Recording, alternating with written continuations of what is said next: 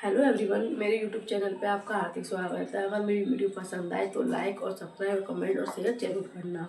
मैं आपको आज बताऊंगी औसत। औसत होता क्या है, जिसको हम इंग्लिश में एवरेज बोलते हैं। इसके बारे में हम पढ़ेंगे, ठीक है। ये दे रखा है चैप्टर का नाम औसत। औसत को इंग्लिश में हम एवरेज बोलते हैं। इसकी परिभाषा देखते हैं कि मतलब एवरेज का मतलब क्या होता है, ठीक है। परिभाषा: दो या दो से अधिक समान राशियों का औसत।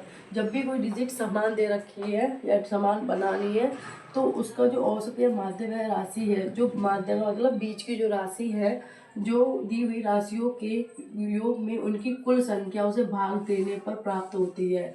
हमारे पास जितनी भी टोटल जो संख्याएं होती हैं उसका जो कुल योग करते हैं उसको हमें भाग देना होता है। औसत ज्ञात करने की विधि, इसकी विधि देखेंगे कि उसको हम किस तरीके से ज्ञात कर सकते हैं। पहली विधि: संप्रथम दी हुई राशियों का योगफल करें। जितनी भी आपको डिजिट दे रखी है उसका टोटल कर लेंगे। योगफल का मतलब टोटल करना।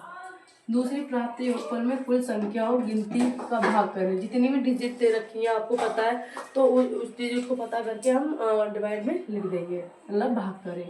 प्राप्त भागफल की अभिष्ट औसत है। अगर टोटल डिजिट में से हम जो डिवाइड करेंगे जो उसका आंसर आएगा वो आपका औसत निकल आएगा। जैसे 11, 25, 9.5, 3.5 तथा 6 का औसत क्या होगा, इसका हमें औसत पता करना है। तो हम कैसे करेंगे? औसत का फॉर्मूला होगा संख्याओं का योगफल डिवाइडेड कुल संख्या है। तो हमें पता है कि संख्या का पूरे का योग देखेंगे तो 11 plus 25 plus 9.5 plus 13.5 plus 6 divided 5।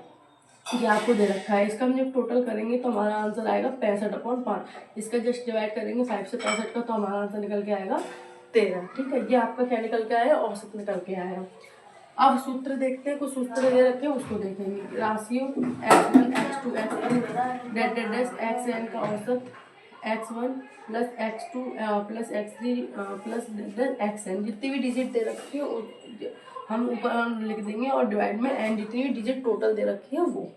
तो राशियों का योग इक्वल टू औसत मल्टीप्लाई कुल राशि। अगर राशियों का योग निकालना है तो औसत का मल्टीप्लाई क्या करेंगे? कुल राशियों का करेंगे। ठीक है, अगला दे रखा है यदि m a plus m b equal to n है तो ए और बी का औसत होगा equal to N upon 2m। अगर आपके पास ये डिजिट दे रखी है तो ए बी का औसत क्या होगा? N upon 2m। अगला दिया है एन क्रमागत सम तथा विषम संख्याओं का औसत। पहले तो हम सम विषम देखेंगे। सम संख्या वो संख्या होती है जो 2 से चली जाती है और विषम संख्या वो संख्या होती है 3 से डिवाइड हो जाती है। ठीक है, तो ये दे रखा है ये दे रखा है सम और विषम संख्या का औसत देखेंगे तो एक्स प्लस ये आपका सम संख्या का है। एक्स प्लस ब्रैकेट में x+2 प्लस x+4, मतलब ये सारी सम संख्या को जहाँ तक एंड दिया है एक्स प्लस ब्रैकेट में x+2 फिर bracket N minus bracket close दे रखा है और डिवाइडेड एन। ये क्या है? सम और विषम संख्याओं का औसत अगर करना है। लगातार एन तक की प्राकृत संख्याओं का औसत। अगर आपको लगातार प्राकृत संख्या वो होते हैं जिसको नेचुरल संख्या होती है, जो 1 2 3 होती हैं, कितनी भी हो सकती है, उनकी कोई लिमिट नहीं होती।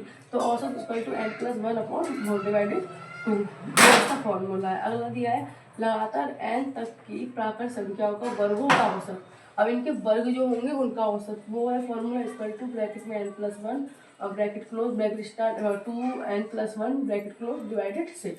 ये आपको ये दे रखा है। अब अगला दिया है लगातार n तक की प्राकृत संख्याओं के घनों की औसत। घन दे रखे हैं। घन मतलब कि जब भी कोई फॉर्मूला में स्क्वायर वगैरह जो भी लगी होती है उसको हम घन बोलते हैं, स्क्वायर या क्यू जो भी। तो n ब्रैकेट में n+1 square bracket close divided 4। ये आपका ये प्राकृत संख्याओं घनों का औसत का फॉर्मूला है। एक क्वेश्चन मैं बताऊंगी इसको इन क्वेश्चनों को देखकर, इन फॉर्मूलों को देखकर कि अगर प्रथम 49 प्राकृतिक संख्या का औसत क्या है। अगर आपके पास 49 डिजिट दे रखी है तो इसको प्राकृतिक मतलब नेचुरल संख्या बतानी है। तो नेचुरल संख्या का मैंने आपको अभी फॉर्मूला बताया था, ये होता है n+1/2।